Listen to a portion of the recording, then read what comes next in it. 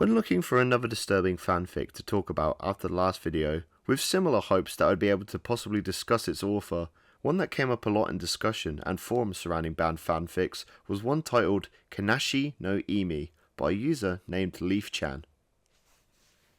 This fanfic is based on the Tenchi Muyo manga/OVA series, which I'll be honest, I'm not super familiar with. I feel like I've seen these characters before, but I've definitely never read or watched it, at least from my own memory. In this fanfiction, our main character Jeff, who I have to assume is a self-insert, because why the hell would you name your character Jeff if you could name them anything? Gets teleported to the world of Tenchi Muyo, and then goes on to commit horrific crimes against the characters in this world.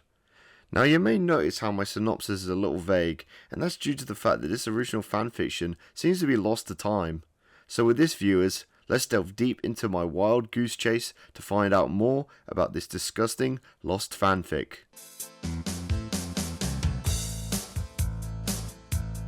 It's wild in a world where supposedly nothing gets deleted from the internet. Here's something that straight up isn't available and only exists through secondary testimony. Like most people, I googled it and the first thing I clicked on was a forum in which someone states they're writing an essay on this fanfic and asked the forum some basic questions inquiring about the writer themselves, as well as asking the fan base their reaction to the story and if anything similar had been written in this sort of fan base or anything sort of similar that bared a lot of trademarks as this fanfic.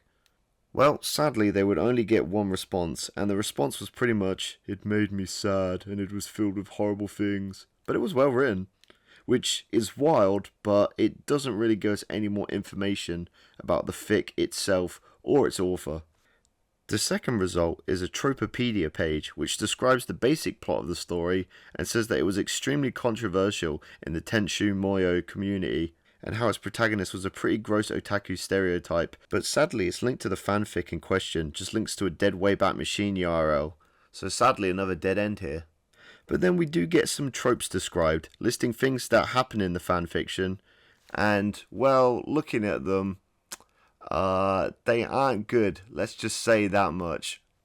From the tags we seem to have a demented story of an otaku killing and essaying a character, and then getting murdered, with some tags that scare me a lot due to their horror.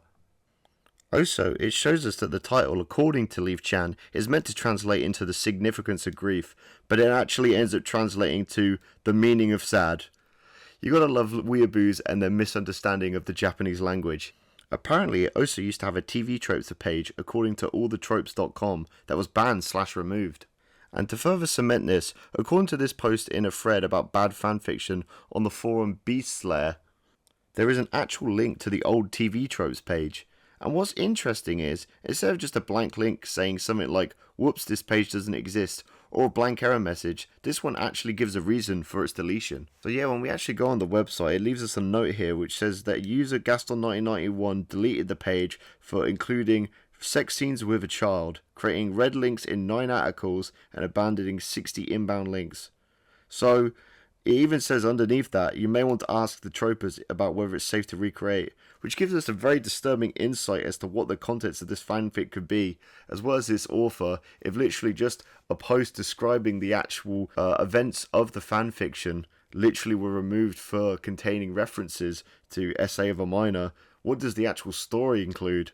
And again, what is the author like if literally just a page about their story had to be removed from tvtropes.com of all places, which, again, if you remember back to my Agony in Pink video, did have a page about Agony in Pink. And according to this thread on spacebattles.com, which seems to be some sort of old forum that discuss all kinds of things both internet related or just related to media in general, multiple people mentioned reading it back in the day and both fearing and mocking its gross author Leaf-chan.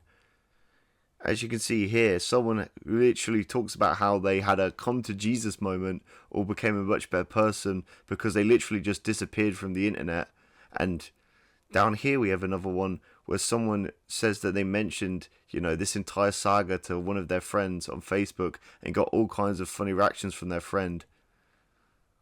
And even down here, someone else just talks about how, back in the day in this community, everyone was sort of talking about how weird this fanfiction was. Now again, as I showed earlier, I did Google it, but also just to add another layer to it, because I know that Google in recent years' search has become not as good as it used to be. I even searched on DuckDuckGo, and again, it just brings up all the same pages, with a lot of it just mostly asking about what the word Kanashi means in Japanese, and referencing other sort of Japanese media that has just the word Kanashi in it, with none of it really featuring the story I'm talking about in general. So both major search engines just really end up coming with a blank, which again, is just odd considering how much disturbing and weird stuff on the internet is clear as day for anybody to see if they really want to. But wait a minute, there's something we're missing here, a clue that could help us figure out the story, the tale of this Kanashi no Imi. Something that I just didn't even notice the first time I was reading through these comments. You see, on this space battle thread, we see this user here mentions that there was a really great MST of Kanashi. Now, what does MST mean, you may ask?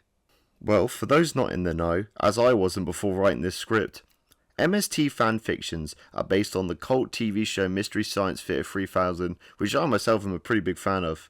Now, for those not familiar with the show's premise, in the show, the main cast of 3 characters would each week watch an old crappy movie while they would pretend they were watching it in a theatre and butted in with jokes about the film and just sort of make skits in between the commercial breaks of revolving around the movie and its silly plot lines, weird action scenes, or just weird characters in general.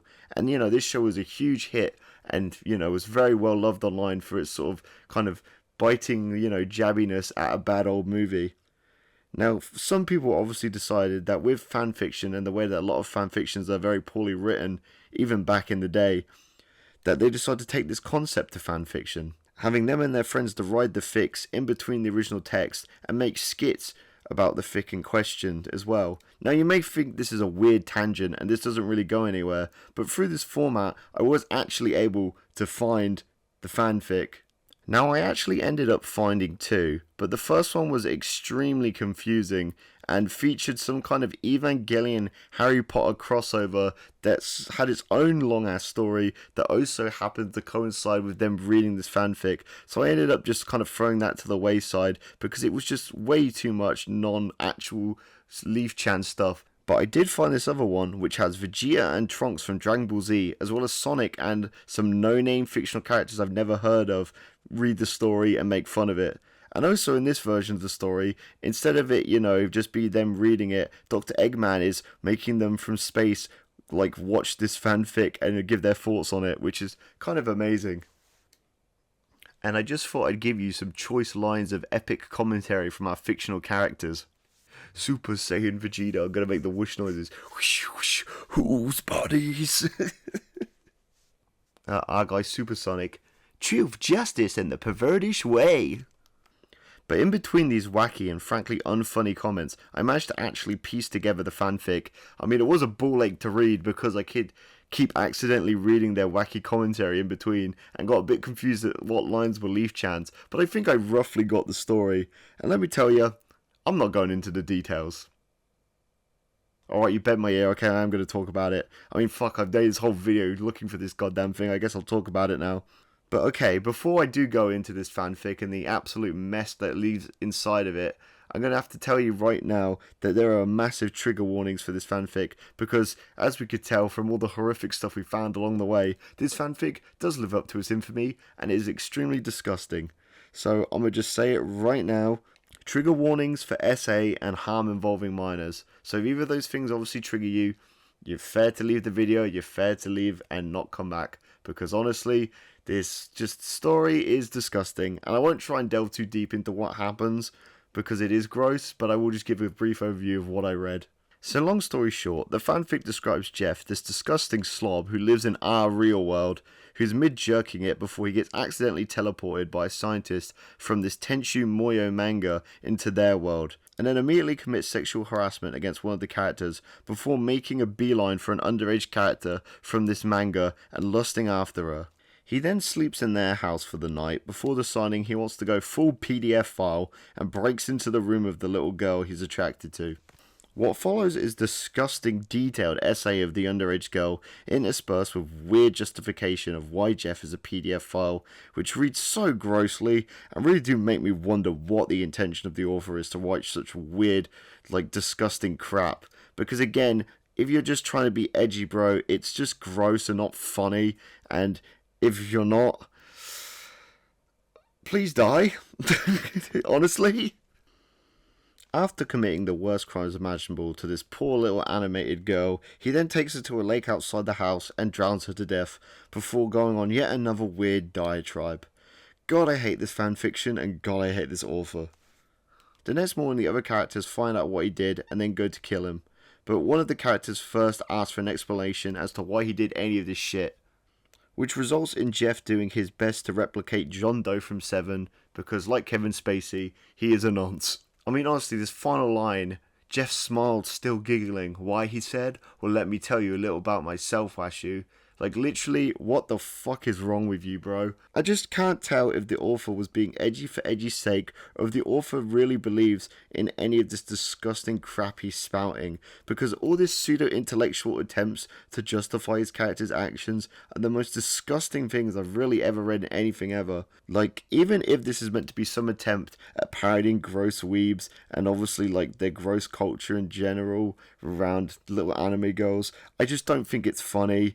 And, like, it just isn't really anything other than gross and trashy. All around, I feel like after going on this whole goose chase, from these comments on Battle.com, from that Tropopedia article, and really just all of it, that maybe I shouldn't have dug deeper. Maybe this deserved to stay lost. I mean, considering this story's disgusting content, it really does just feel like one of those things that maybe the internet as a whole decided to get rid of. And sadly, I, like an idiot digging into a exploded cave, not knowing there's unexploded dynamite underneath, you know, I've just blown myself up in my face, finding this absolute monstrosity. I guess some things really are best left buried. But at the end of the day, what it all comes down to is that I hope you guys watching enjoyed the video, and I hope you had at least an interesting time with me going down this rabbit hole. And if you like this video, remember to give the video a like. Comment down below if you had any thoughts on any other sort of fanfics you find interesting, or ones that have an interesting author, and maybe we could talk about them in the future. If you'd like to see more videos like this one, remember to subscribe to my channel. I upload weekly, so you're never far from an upload, and remember to hit the bell notification to get an update every time I upload a new video. And with that, guys, Comfy Pongo out, have a great weekend, and don't read any terrible fanfictions if you can.